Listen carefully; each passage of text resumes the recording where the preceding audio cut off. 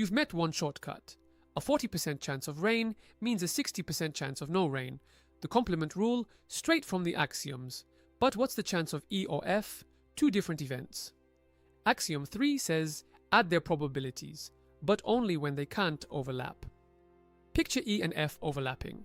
If you just add P of E and P of F, you count the overlap, E and F, twice. So subtract it once. That's the addition rule. P of E or F equals P of E plus P of F minus P of E and F.